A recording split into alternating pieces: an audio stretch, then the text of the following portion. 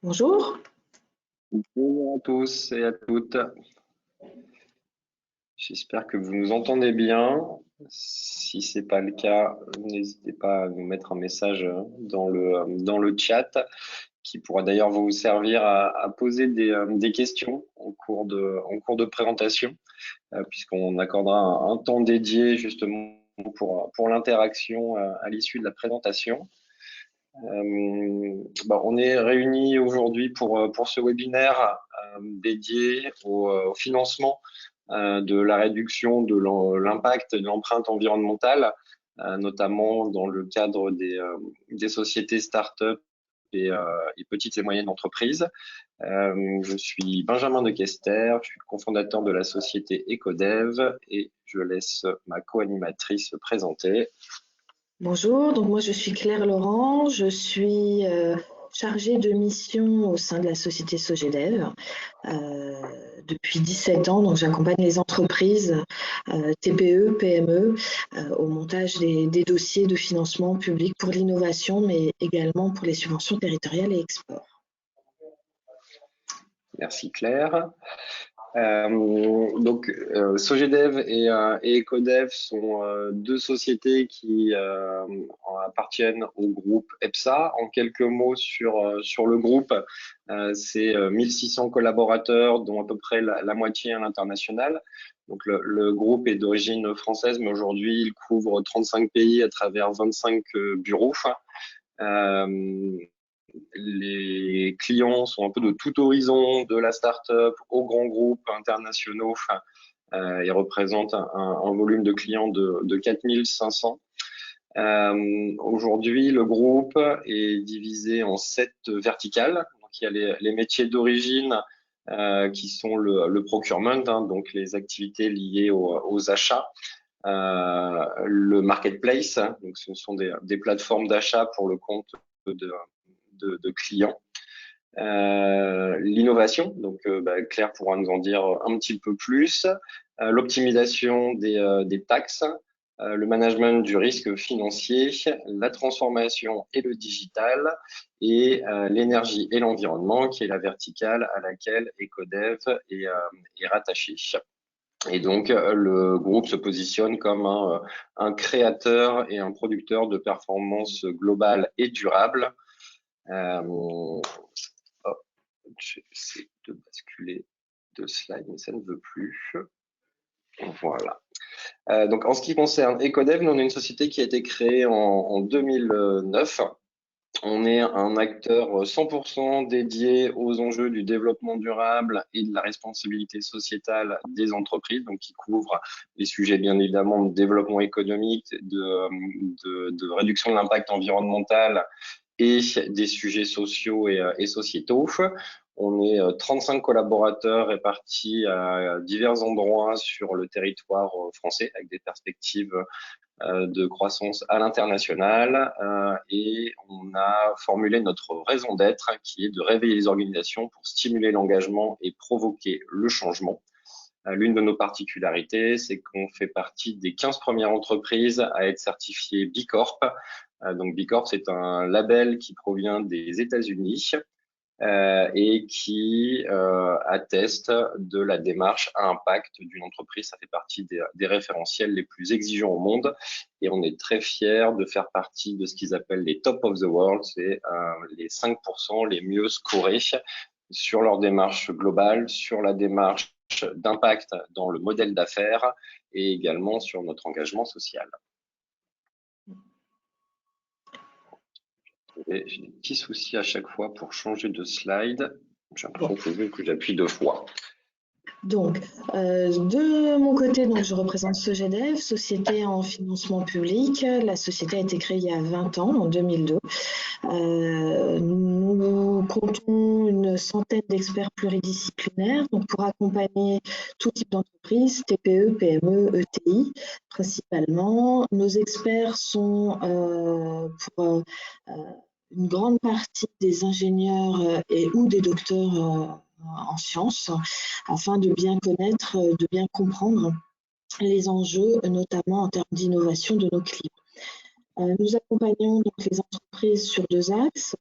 tout ce qui est financement de l'innovation, donc crédit impôt recherche, crédit impôt innovation, jeune entreprise innovante, mais aussi des accompagnements pour les appels à projets, notamment de l'ADEME, dont on va parler aujourd'hui. Nous sommes référencés par la médiation des entreprises donc, pour le référencer comme société de conseil en termes d'accompagnement crédit impôt recherche, crédit impôt innovation, et faisons partie de plusieurs associations de conseil, mais également d'un réseau de partenaires avec Tech in France, Digital League notamment. Au comité Richelieu. Nous sommes présents sur toute la France et avons des agences à Lyon, à Aix-en-Provence, Nantes, Toulouse, Strasbourg et Lille. Le siège est à Paris.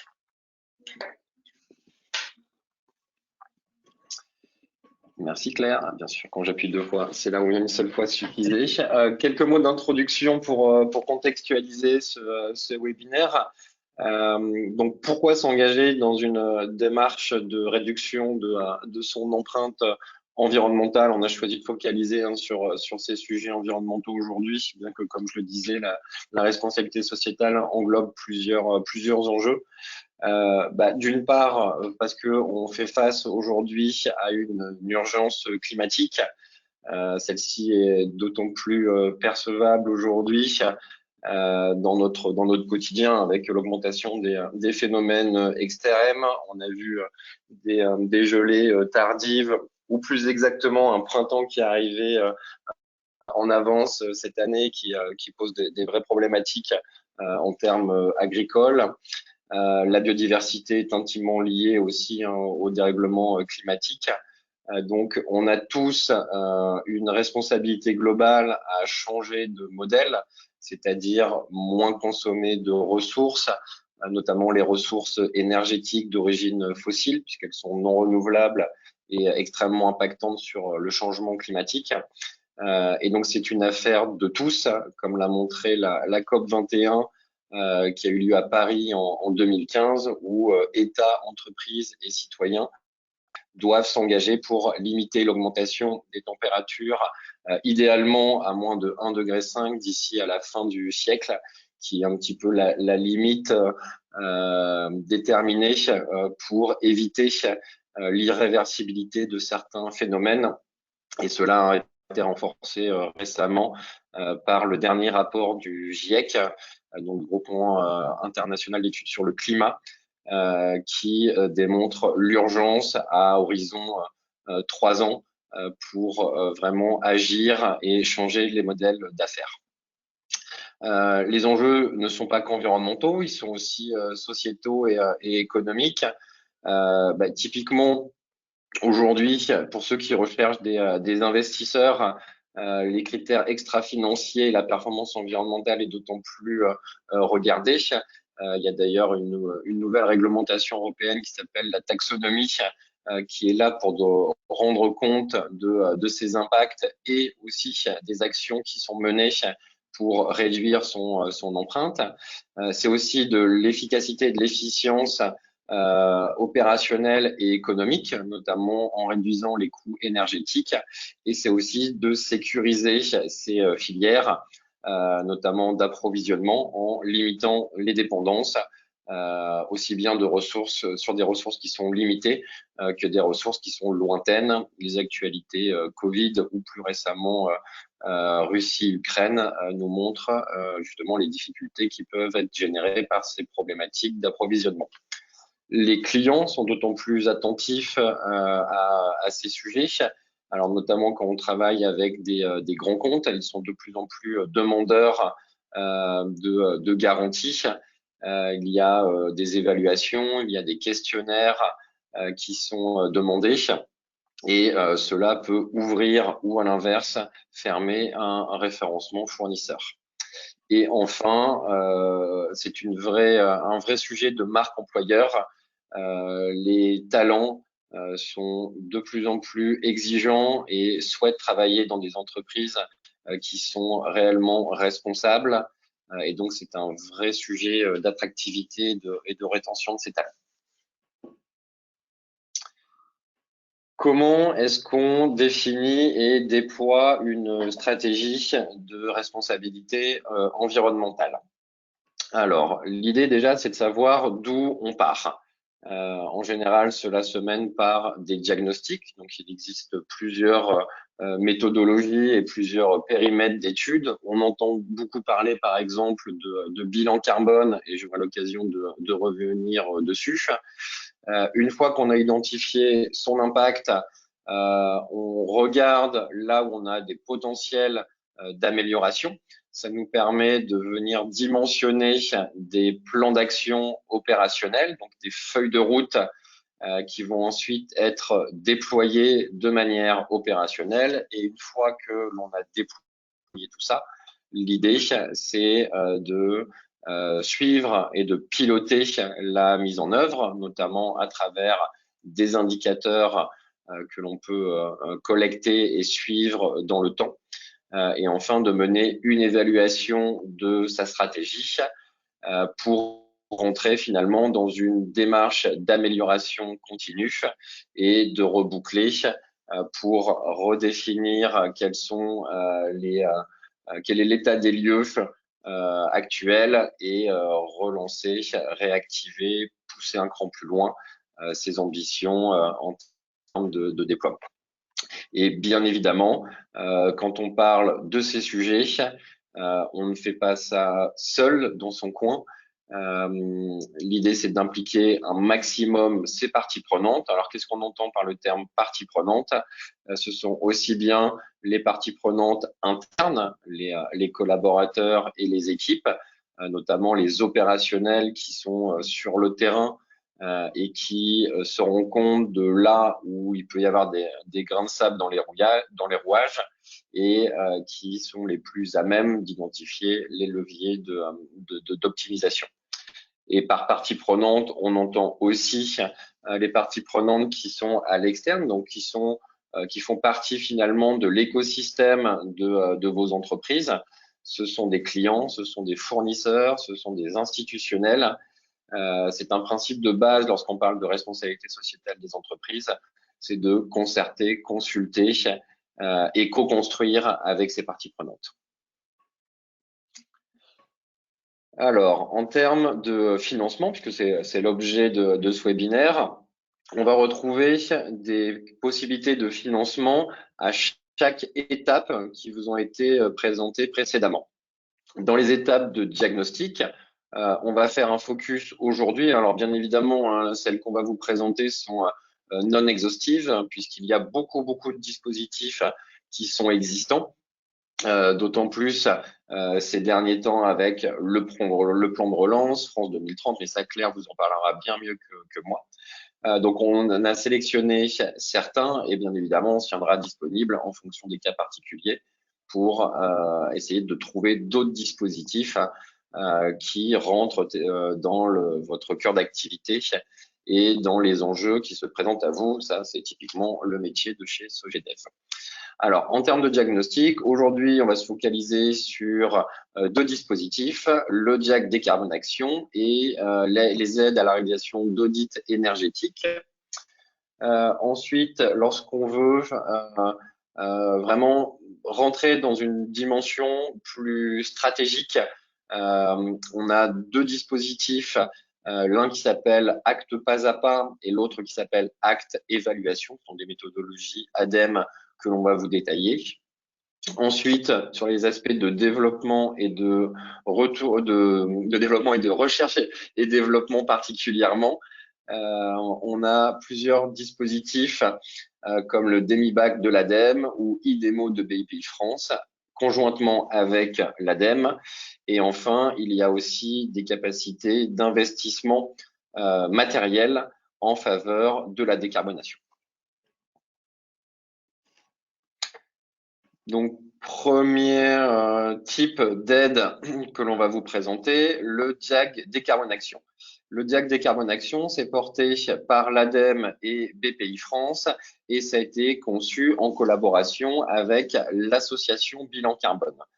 L'association Bilan Carbone, c'est l'organisme qui soutient et développe l'outil bilan carbone qui a été inventé il y a à peu près une vingtaine d'années, qui permet aux entreprises, mais aussi d'ailleurs aux administrations et aux territoires, de pouvoir quantifier ces émissions de gaz à effet de serre. Donc en fait, dès que l'on a une activité, que l'on se déplace, que l'on transforme, que l'on consomme de l'énergie, il y a un impact sur le changement climatique. Et ça se traduit en termes d'émissions de gaz à effet de serre et qu'on appelle souvent des émissions CO2 ou des émissions carbone. Donc, l'objectif du DIAC Décarbone Action, c'est de proposer aux entreprises un accompagnement par des professionnels experts dont nous sommes partie, qui sont des licenciés à l'association Bilan Carbone, donc qui utilisent les outils et surtout qui sont formés à leur utilisation. Et le déroulé se passe sur 3 phases qui représentent à peu près, enfin pas à peu près même, exactement 12 journées d'accompagnement. La première phase, c'est de vous aider à comprendre quelles sont vos émissions directes et indirectes.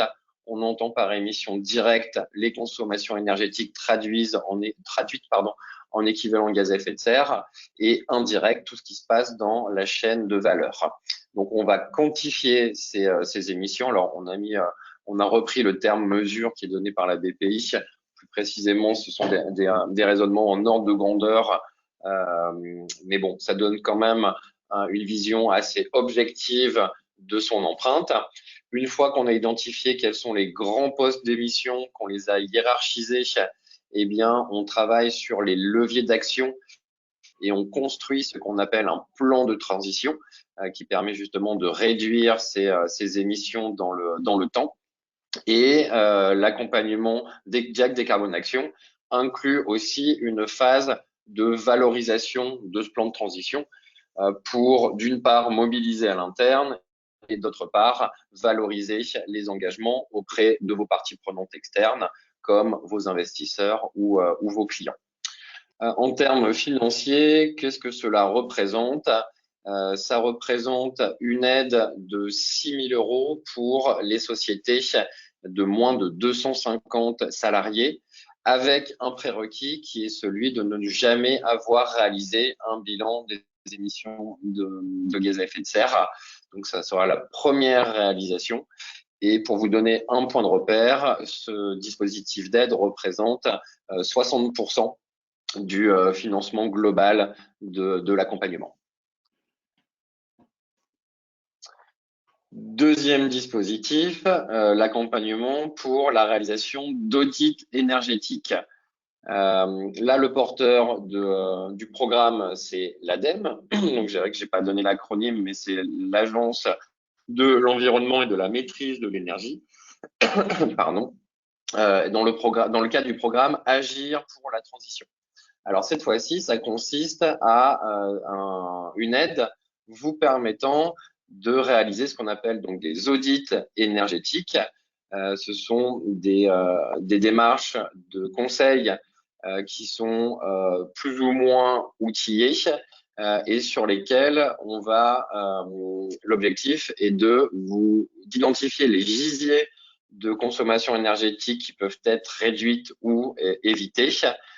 Et donc là, directement, on a des économies financières ou, comme on le disait tout à l'heure, si on fait un transfert d'utilisation d'énergie, on peut aussi limiter sa dépendance, CF, le gaz russe, pour pas reprendre les phénomènes d'actualité. Donc, en termes de déroulé, l'audit consiste à identifier les dépenses énergétiques. Donc, est-ce que c'est du process industriel? Est-ce que c'est de l'énergie de bâtiment pour se chauffer, s'éclairer, alimenter des postes IT, etc., etc. Ça concerne aussi l'énergie sur le matériel roulant. Donc, si vous disposez d'une flotte de véhicules, c'est de regarder quelles sont les actions les plus efficaces et surtout rentables pour mieux gérer ces consommations énergétiques. Donc, ça peut être du transfert d'énergie, ça peut être de la réduction aussi, de l'optimisation énergétique.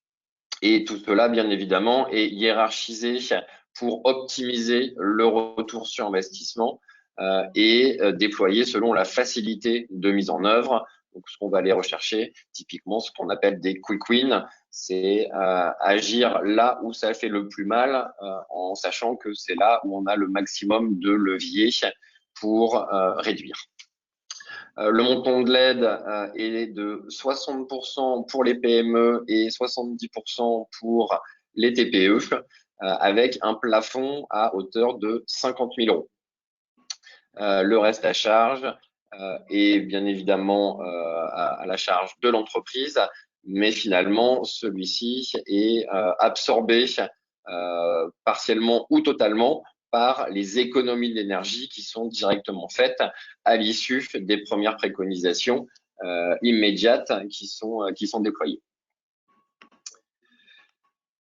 Troisième dispositif, on a réalisé par exemple son bilan carbone et cette fois-ci, on veut se donner une vision plus long terme sur l'évolution des émissions de son activité. Donc, on a fait la photographie de départ et maintenant, on va se projeter vers l'avenir. Et donc, la méthodologie française, française, pas exactement, puisque c'est l'ADEME en France qui est le porteur et le CDP, donc qui est une organisation cette fois-ci internationale, c'est le Carbon Disclosure Project, qui a développé cette méthode et le financement se réalise encore une fois dans le cadre du programme Agir pour la transition. Qu'est-ce que Acte pas à pas? C'est une démarche qui part d'un diagnostic de situation initiale, donc finalement ça c'est le bilan carbone et la revue critique de ce bilan carbone. C'est de regarder quels sont les enjeux et les défis de l'organisation au regard de la transition bas carbone. Cela implique bien évidemment qu'il y a un cursus de formation pour un porteur de projet en interne, qu'il est aussi nommé un sponsor au niveau du comité de direction pour valoriser et supporter la démarche en interne. Ensuite, on va utiliser les outils ACT pour vraiment formaliser d'une part la vision, d'autre part les engagements et donc les objectifs, le plan stratégique associé d'une feuille de route bas carbone visant à être aligné avec les accords de Paris et sa déclinaison, notamment en France, qui s'appelle la stratégie nationale bas carbone. L'objectif étant, selon les secteurs d'activité, mais en moyenne, de diviser par 6 ces émissions d'ici à 2050 et que le résiduel soit neutralisé, donc ce qu'on appelle la compensation carbone. En termes de montant d'aide, on est sur 70% du coup pour les TPE, 60% pour les PME. Ce sont des chiffres que vous allez revoir assez souvent, qui sont classiques dans les montages ADEME et ou BPI. Et donc, elle s'adresse aux sociétés qui commencent à adresser le sujet avec le prérequis d'avoir réalisé un premier bilan carbone ou un bilan GES, puisque le bilan carbone n'est pas la seule méthodologie qui existe pour faire de la comptabilité carbone. Pour vous représenter, le reste à charge est environ d'une dizaine de milliers d'euros, je dirais même maximum dans un contexte de TPE et de PME, puisqu'un accompagnement ACT se situe entre 20 et 30 000 euros, sur lequel vous pouvez déduire l'aide de 60 ou 70% selon que vous soyez une TPE ou une PME. Une fois qu'on a réalisé cette démarche acte pas à pas, qu'on a formalisé sa stratégie, bien évidemment, l'idée, c'est de venir déployer la feuille de route qui aura été dimensionnée. L'ADEME et le CDP, encore une fois, ont conçu la méthode acte évaluation qui permet justement de scorer la performance de sa stratégie climat. Donc, ça permet de se situer dans un contexte sectoriel, puisque c'est une approche sectorielle avec des méthodologies qui sont propres aussi bien au retail qu'au monde de l'énergie, etc., etc. bien qu'il y ait une méthodologie générique aussi pour ce qui n'est pas couvert par des approches sectorielles. Et donc, ce qu'il en résulte, suite à un audit, c'est une notation qui se découpe en 3 points. Le score de performance, donc qui est déterminé selon 9 critères. On va regarder quels sont les objectifs, quels sont les investissements matériels, immatériels, les engagements pris, notamment avec ses parties prenantes, quel est le modèle d'affaires de l'entreprise. Ensuite, la notation d'évaluation, où là, on est plus sur la communication extérieure, la réputation que vous avez au-delà de l'étude vraiment documentée qu'on aura pu faire. Et la dernière, c'est sur les tendances, où il y a 3 niveaux de tendance. Est-ce qu'on est en courbe d'amélioration, de stabilité, ou à l'inverse, de dégradation? Idem en termes de financement, 60 à 70% sur une base de 6 à 8 000 euros. Le delta étant, si vous souhaitez, mener une revue critique par un tiers extérieur de cette évaluation. Merci Benjamin. Donc, j'enchaîne. Dans ce contexte dont a parlé Benjamin, le gouvernement a décidé de lancer, de donner un coup de boost aux entreprises et notamment aux industries pour les aider à respecter les engagements climatiques et pérenniser les emplois en France. Donc, elle a lancé il y a quelques mois le grand plan qui s'appelle France 2030, qui est un plan d'investissement doté de 50 milliards d'euros, donc sur la période 2020-2027, dont 5,6 milliards d'euros sont dédiés à la décarbonation de l'industrie afin de respecter les engagements pour le climat, et 610 millions sont destinés à financer des projets d'innovation pour déployer des technologies nouvelles permettant notamment d'obtenir une industrie bas carbone. Dans le cadre de ce France 2030, une partie des fonds ont été initiés dans le cadre également du programme d'investissement d'avenir. On entend souvent parler du terme PIA, qui vise à soutenir l'innovation. Et dans ce cadre du PIA, il y a principalement 4 grands appels à projets qui ont été mis en place afin d'aider les entreprises à réinventer les procédés et maîtriser des solutions d'avenir. Dans ces 4 axes, donc le but c'est d'accompagner et de favoriser l'initiative de recherche, le développement de pilotes industriels, de démonstrateurs, afin d'aider à la transformation de l'industrie. Donc, on a 4 axes principaux. Le premier, c'est favoriser le développement de zones industrielles de bas carbone. Le deuxième, c'est aider au développement de briques technologiques et de services par les PME pour la décarbonation de l'industrie. Le troisième axe, c'est offrir des solutions de décarbonation pour les industriels. Et le quatrième, c'est soutenir le développement de briques technologiques et de démonstrateurs. À travers ces 4 axes-là, on va avoir des aides qu'on va appeler IBAC, PME, ZIBAC, DEMIBAC, qu'on va vous présenter, donc qui sont soutenus par l'ADEME. Il ne faut pas oublier qu'il y a également d'autres axes. Donc là, on a fait un focus sur la décarbonation. Mais il y a aussi des axes qui vont soutenir des projets innovants en termes de bioproduction, des axes type hydrogène, mais il y a aussi des aides et des subventions, notamment de BPI, pour soutenir l'impact sociétal. Il n'y a pas que l'environnement et la décarbonation, il y a également beaucoup d'axes, autres axes qui sont subventionnés. Et là, on fait un focus sur la décarbonation de l'industrie aujourd'hui. Si on passe à DEMIBAC, alors il y a plusieurs appels à projets. On a choisi celui-là parce qu'il y a encore plusieurs dates limites de soumission. Les appels à projets donc, sont ouverts sur des périodes bien spécifiques avec des dates de relevé de dossier. Donc, je vous ai mis ici les dates limites. Donc, il y en a une qui est prévue pour octobre 2022, mais encore une en mars 2023, en avril 2023 et une autre en octobre 2023. Le but de cet appel à projet, c'est donc de soutenir l'innovation en promouvant le développement de briques technologiques et de démonstrateurs pour l'industrie douce, DEMI, BAC.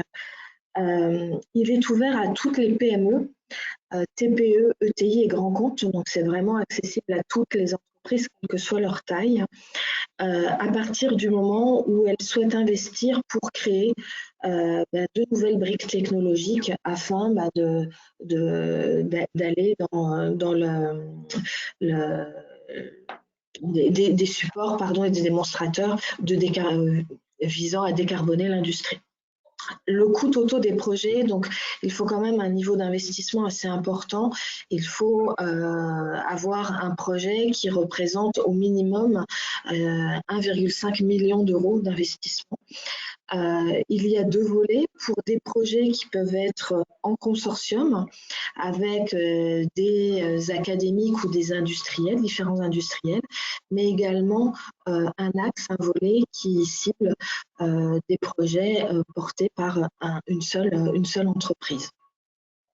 Ces aides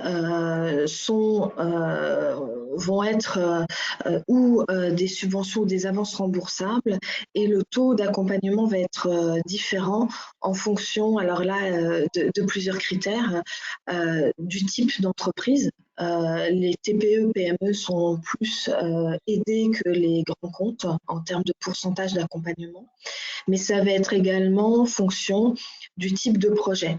Est-ce que le projet va être plus subventionné, va être plus sur de la faisabilité? Est-ce que ça va être plus sur du démonstrateur? Donc, en fonction de la qualité ou du niveau d'avancement du projet, le taux de subvention va être différent. Donc, on peut avoir des taux assez variés. On peut avoir un taux d'accompagnement de 25% des dépenses éligibles, mais ça peut monter jusqu'à 80% également. Voilà. Le deuxième le deuxième support que je voulais vous proposer, vous présenter, est un support qui n'est pas forcément lié à de l'innovation ou à des travaux de R&D, mais là, c'est lié à de l'investissement matériel. Il y a également des aides, et là, en l'occurrence, une subvention pour aider les entreprises à investir dans des équipements qui vont leur permettre de diminuer leur ou consommation ou leur émission de gaz à effet de serre en l'occurrence. L'aide va accompagner, par exemple, des investissements pour investir dans du matériel qui va permettre de créer de la chaleur avec de la biomasse, ou qui va permettre d'utiliser des combustibles particuliers, par exemple.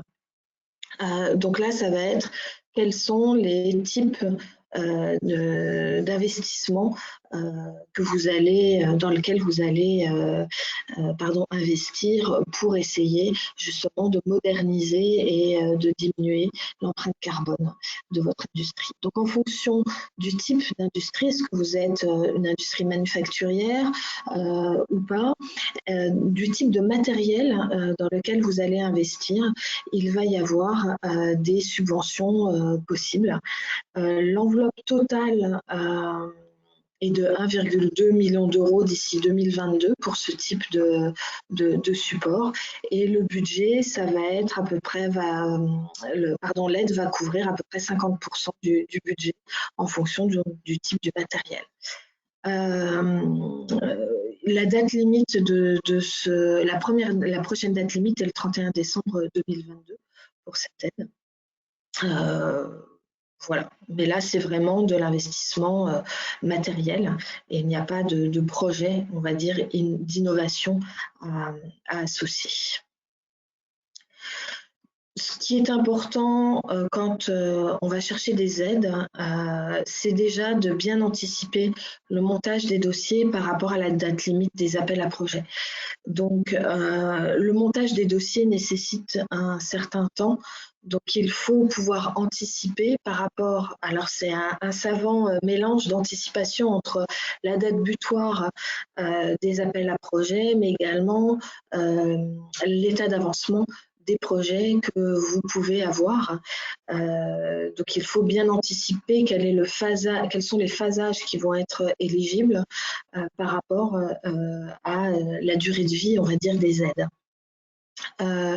Il faut déposer en tout cas toutes ces demandes avant le démarrage des travaux. Donc il faut faire attention. Il ne faut pas avoir signé des engagements, notamment des commandes de matériel ou avoir accepté des devis tant que les dossiers ne sont pas déposés auprès des organismes attributeurs, en particulier de l'ADEME ou de BPI. Il faut également bien préciser l'assiette des dépenses et les phases qui vont être éligibles. Dans le cadre d'un projet, toutes les phases ne vont pas être éligibles.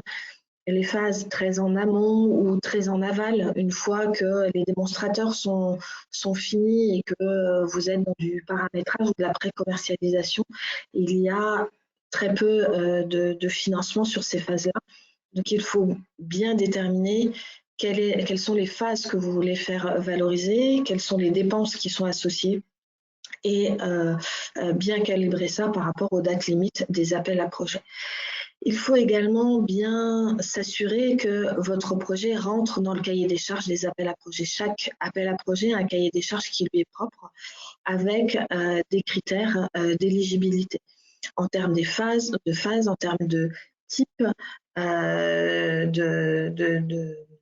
d'investissement et en termes d'impact. Quel va être l'impact des projets que vous cherchez à financer pour votre société, mais également pour la région potentiellement ou pour votre secteur d'activité si vous travaillez sur le développement de process, de procédés ou de démonstrateurs qui seraient vendables. Donc, il faut définir tout ça en amont pour pouvoir monter un dossier de justification solide.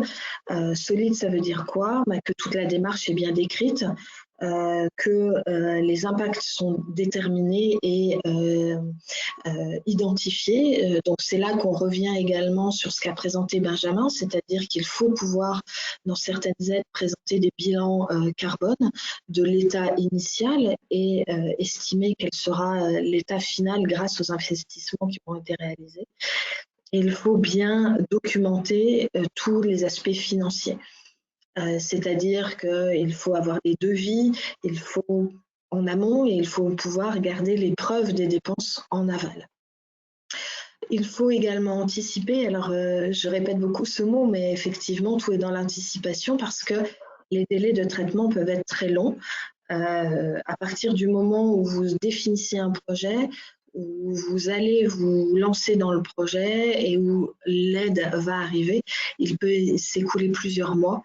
Donc il faut, voilà, malheureusement, ça ne se fait pas en un claquement de doigts, donc il faut pouvoir anticiper à la fois ce délai pour le démarrage de vos travaux, mais également se dire qu'il va falloir avoir un certain montant en trésorerie au sein de votre entreprise pour pouvoir avancer sur ces projets avant que la subvention ou l'aide ne puisse être perçue et versée par les organismes attributeurs. Voilà, donc voilà, ce que je voulais dire également, c'est que, attention, le dépôt d'un dossier auprès d'un organisme ne veut pas dire acceptation. Ces dossiers passent devant des jurys de sélection et c'est uniquement une fois que ce jury a donné son avis que vous savez si l'aide va être, vous allez pouvoir bénéficier de l'aide ou pas. Voilà. Je ne sais pas si Benjamin, tu as des choses à rajouter sur des conseils. Puis après, ou des précisions. des précisions. Donc, sur le Jack Décarbone Action, l'avantage, c'est que pour le coup, ce sont des commissions qui sont régulières et les critères d'éligibilité ne sont pas trop drastiques. Donc, au moins sur ce dispositif, la durée et le taux d'acceptation sont assez forts. Et effectivement, pour avoir déjà déposé ce type de dossier, je valide complètement tous les points que tu as cités. D'où l'idée aussi de se faire accompagner par des experts, parce que ça sécurise beaucoup et ça épargne aussi pas mal de démarches administratives qui sont un peu, enfin qui peuvent être parfois laborieuses et qui nécessitent une vraie expertise. Moi, n'étant pas un expert, j'ai toujours été ravi de me faire accompagner et ça sécurise beaucoup. Je voulais rajouter également que au cours de la vie d'entreprise, certaines aides ne sont accessibles qu'une fois. On a parlé tout à l'heure de certains diagnostics, mais que sur un même projet, bien sûr, si les phases sont différentes, il est possible de cumuler les aides. C'est-à-dire que vous pouvez avoir une aide pour réaliser un diagnostic qui va vous permettre de définir un plan d'action. Et au cours de ce plan d'action, vous allez investir dans l'achat d'un matériel. Et là, effectivement, il peut y avoir une aide à l'investissement. Donc, certaines aides ne sont valables qu'une fois, mais sur un même projet, potentiellement, en fonction du phasage, on peut aller chercher plusieurs supports pour aider à financer chaque phase. Et d'ailleurs, ça me fait penser à une chose, alors non pas sur le cumul, mais sur la chronologie des choses. Sur certains dispositifs, donc notamment le Jack Décarbone Action et le dispositif ACT, vous avez un certain délai durant lequel il faut réaliser l'étude. Donc, c'est pas une notion d'urgence, puisqu'il y a quand même un certain un délai assez grand, je crois que c'est 18 mois, hein, si je dis pas de bêtises, sur la méthodologie ACT, mais celle-ci prend beaucoup de temps parce qu'il y a des phases de formation, d'implication du comité de direction, puis on est dans des réflexions stratégiques, donc il faut prendre le temps de se poser et comme il y a une phase aussi de déploiement, il faut mettre tout ça en marche. Donc il faut trouver le bon compromis entre le dépôt de dossier, le démarrage pour estimer l'atterrissage, tout en étant bien évidemment dans le délai où le dispositif est accordé. C'est un petit point de vigilance aussi à ce niveau. Merci Claire. Je sais pas si tu as d'autres choses à partager. Je vois qu'on est à la minute près dans le timing pour laisser le quart d'heure de questions-réponses. Non, pour moi, c'est si bon. vous le souhaitez, n'hésitez pas à déposer les questions dans le chat. On fera un plaisir d'y répondre.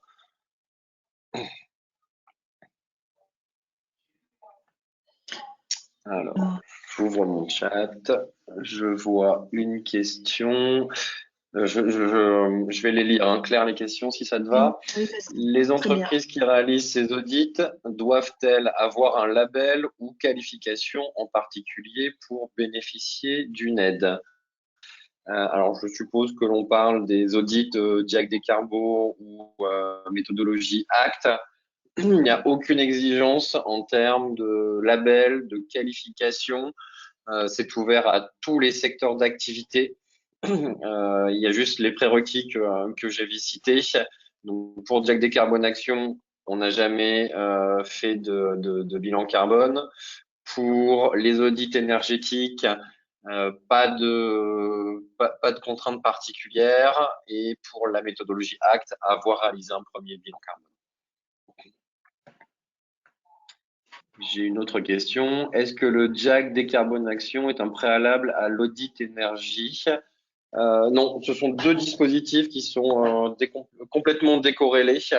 Donc, ils peuvent se faire en parallèle, l'un avant l'autre. Je pense que la bonne question à se poser pour savoir lequel on active, donc soit l'un soit l'autre, soit lequel on fait en premier, c'est l'objectif que l'on veut se fixer.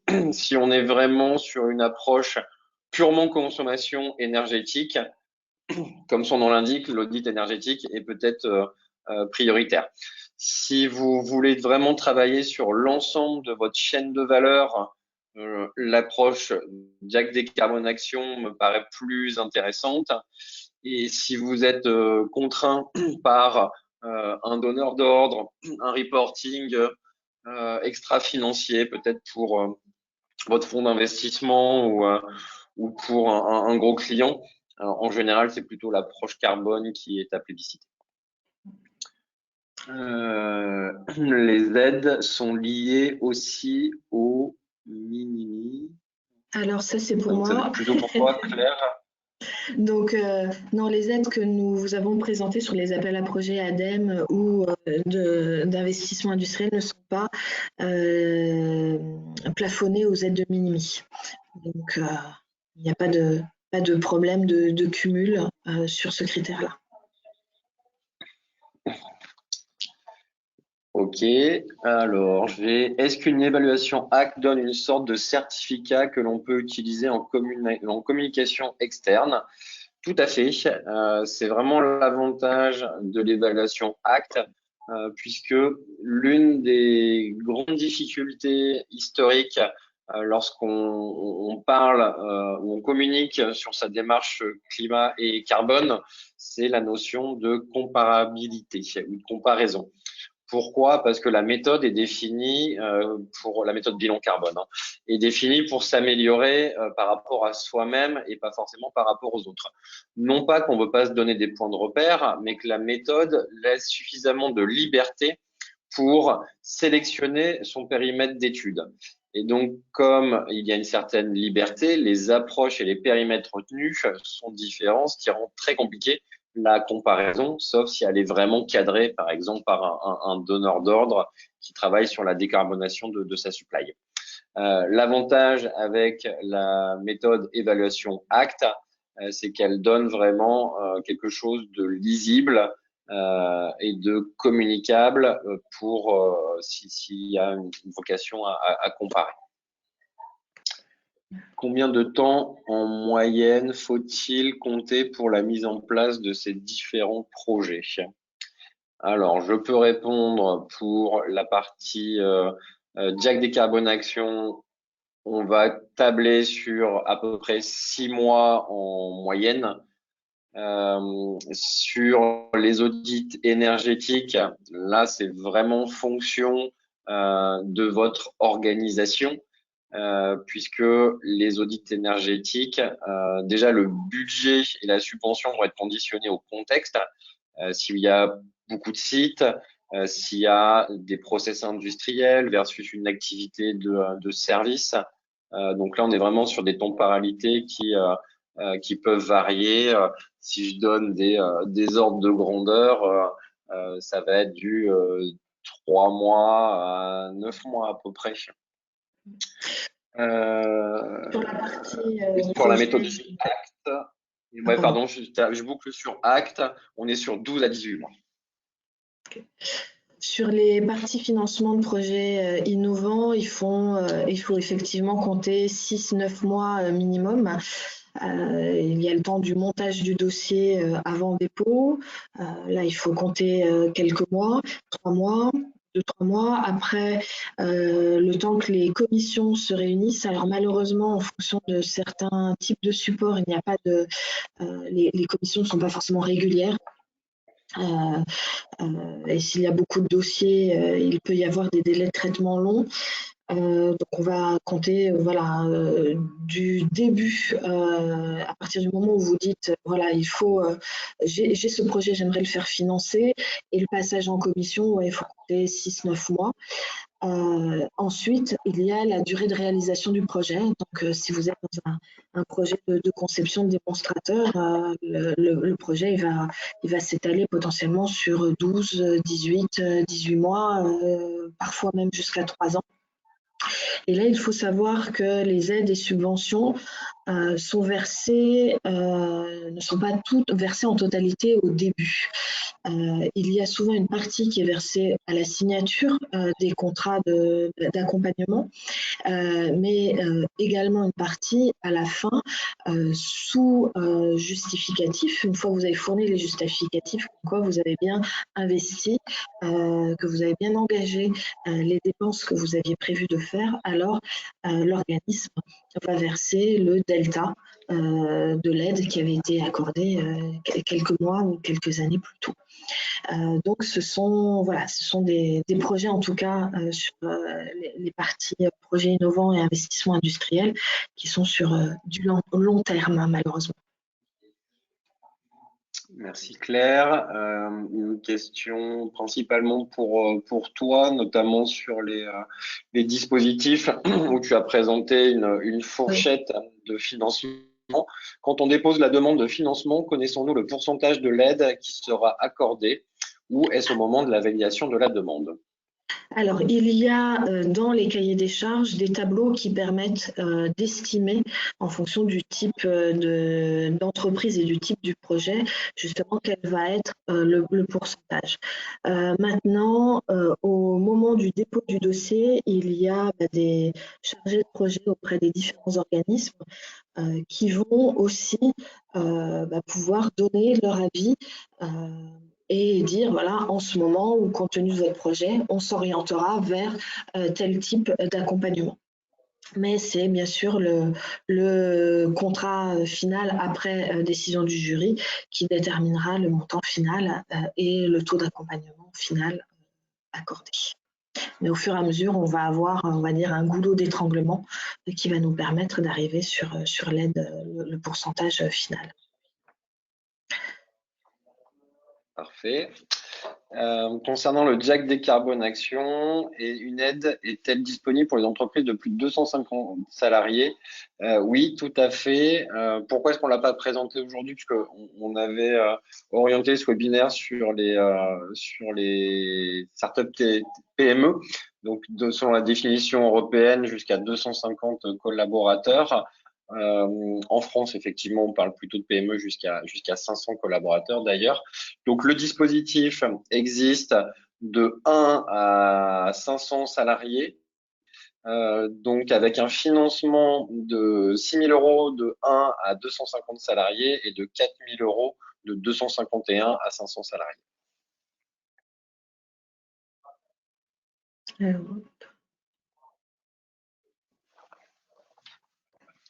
Comment comptez-vous intégrer les exigences de la taxonomie à votre offre de plan d'action aux TPE-PME pour réussir à avoir des investissements? Alors, je pense que je peux prendre une partie de la réponse. Si on parle du DIAG Décarbone Action, le cahier des charges qui est remis aux prestataires dont on fait partie était vraiment strict et ne laisse pas beaucoup de latitude à sortir du cadre. Quoi qu'il en soit, le fait de dimensionner le plan d'action est toujours accompagné de bénéfices potentiels en termes de CO2 et d'euros et d'investissement. La taxonomie demandant de rendre compte justement sur les CAPEX et les OPEX mis en œuvre dans la stratégie, une partie des livrables du plan d'action sont transposables pour la taxonomie.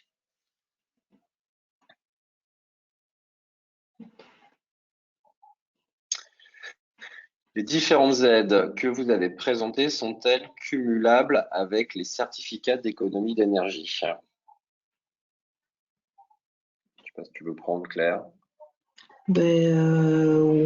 Oui, puisque sur les aides à l'innovation, justement, certains démonstrateurs vont permettre de générer des certificats, si je peux le tourner comme ça. Donc, il n'y a pas de contre-indication. Tout à fait. Et pour les études, bien évidemment, non, puisque les certificats d'économie d'énergie sont plus liés justement à des solutions qu'à des études, donc aucun problème.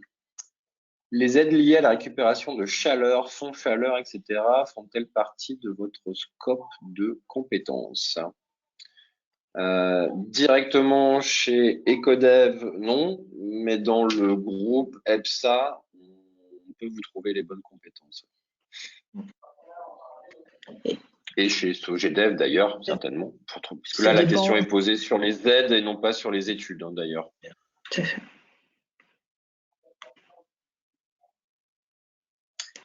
Alors, j'ai encore une autre question. Est-ce que les formations proposées par l'IFC, qui signifie l'Institut de formation carbone, sont des coûts éligibles à l'aide JAG décarbonation, pardon? Non, puisqu'en fait, là, on est vraiment sur un accompagnement d'une société licenciée Association Bilan Carbone, donc formée IFC, au moins pour un de ses consultants, qui va vraiment mener une mission de conseil. Et donc, le transfert de compétences peut se faire en phase de mission, puisqu'il y a au lancement notamment une phase de sensibilisation, d'éveil à la méthode, et toute la méthode et enfin toute la démarche pardon est faite en utilisant la méthode bilan carbone. Et au final, les outils de la méthode vous sont livrés comme éléments à part entière de la mission. Il n'y a pas de possibilité de financer pour autant la formation à l'IFC. Est-ce que vous recommandez des sociétés pour faire le bilan carbone ou GES? Alors, oui, Ecodev. Et, et je ne sais pas si derrière la question, il y a est-ce qu'il vaut mieux faire un bilan carbone ou un bilan GES? Mais je vais y répondre pour être sûr. Donc, un bilan, un BGS, c'est souvent le terme qu'on utilise pour l'approche qui est réglementée et donc qui est de mener une étude sur les scopes 1 et 2 de la méthode bilan carbone. Donc, c'est la transposition en équivalence carbone uniquement de ces consommations d'énergie directe et indirecte. On entend par énergie indirecte la vapeur et l'électricité, par exemple. Là où un bilan carbone, c'est vraiment l'ensemble de la chaîne de valeur, incluant les déplacements, le fonctionnement, etc. Et surtout, le cœur de l'activité. Donc, sans débat, je suis à 100% pour les bilans carbone Scope 3. Concernant le diag décarbonation, est-il possible d'utiliser un autre outil pour réaliser le bilan GES où il faut obligatoirement utiliser l'outil et la méthode ABC? Oui, on est plutôt sur la méthode ABC. Moi, je pense qu'elle a quand même beaucoup de valeur, cette méthode, parce que je suppose que la question, elle est posée par rapport à d'autres référentiels internationaux, comme le GHG protocole, par exemple. La méthode ABC, pour moi, elle a un double avantage au regard de ces autres méthodologies. C'est que d'une part, c'est une méthodologie intégrée, donc avec les outils qui vont bien, avec la possibilité une grosse base de données de facteurs d'émission et la possibilité de l'agrémenter. Une petite faille, je pense, par rapport au GHG protocole qui se situe notamment au niveau de l'approche sectorielle, mais surtout du pilotage dans le temps. Les outils sont pas forcément faits pour ça.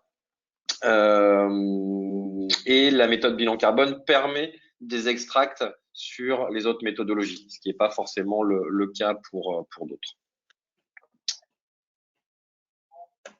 Okay. Je vois qu'il est midi, pile d'ailleurs. Je crois qu'on n'a jamais fait un webinaire aussi bien timé. Merci Claire.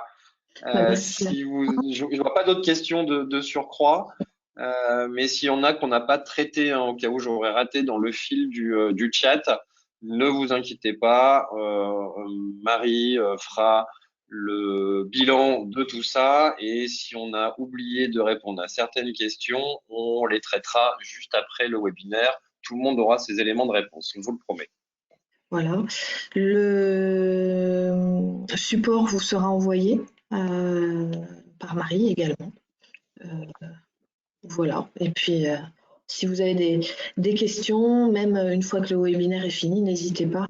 Si vous avez des questions liées à vos cas ou particuliers, n'hésitez pas. On est là pour vous répondre, hein. On vous avait mis en dessous des photos en tout début de présentation qui va vous être envoyé nos contacts directs. Donc, comme dit Claire, n'hésitez pas, on vous répondra avec plaisir. Merci Bonne et bonne journée tout le journée. monde, merci pour votre participation et à très vite, j'espère. Au revoir.